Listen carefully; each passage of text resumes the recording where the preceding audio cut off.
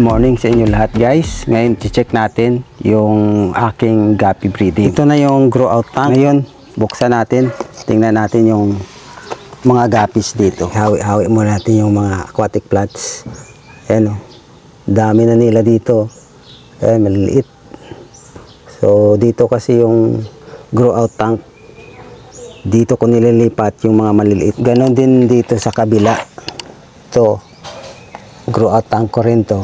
Ayan o, dami na nilaw. Dito naman, ito yung aking mga breeding tank. Ito, marami na rin mga ano dito, maliliit na mga guppy. Same din dito sa kabila. Ayan, dami na rin mga maliliit. Yung grow out tank, nakadepende naman yan sa inyo. No, kung gamitin nyo ng malaki, gamit kayo ng reef tub, or gamit kayo ng ganito lang kaliliit na mga grow out tank. Puno na kasi yung aking mga reef tub. So naisipan ko na gawin kong grow out tank itong maliliit na mga lagayan. Sa breeding tank naman pala, maliliit lang din ang ginamit ko. So depende na rin yan sa inyo kung anong kalaki na breeding tank gamitin nyo. So sa akin ito lang, maliliit lang. Dito mayroon din akong ganito, malalaki din ito. Yan. So pwede din to gamitin na breeding tank. So ito pinatuyo ko kasi lalagyan ko rin to. Kuha tayo ng lagayan kasi pakita ko sa inyo yung aking mga guppy na binibreed. Lagyan muna natin to ng tubig.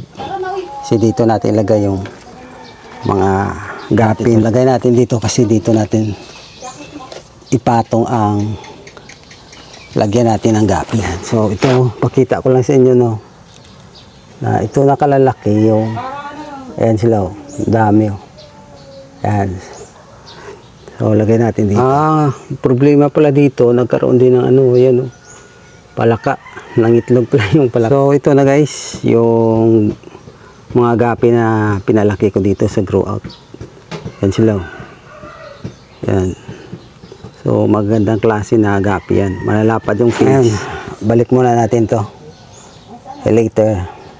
Tanggalin natin yung mga palaka dito. So ganyan lang guys no, yung aking breeding tank, ganyan lang kalaki. Saka ito naman yung aking grow out tank. Ayan o, grow out tank ko. Maliliit lang yan. Ito pala nilalagay ko dito. Protection din kasi ito sa init. Kasi minsan masyadong malakas ang init dito banda. So ayan guys, short update lang tayo dito sa aking guppy farm. At kung bago ka pa lang sa channel ko, don't forget to click the subscribe button and click the bell button para ma-notify ka sa pinakabagong video ko. Once again, thank you so much for watching and see you in my next video.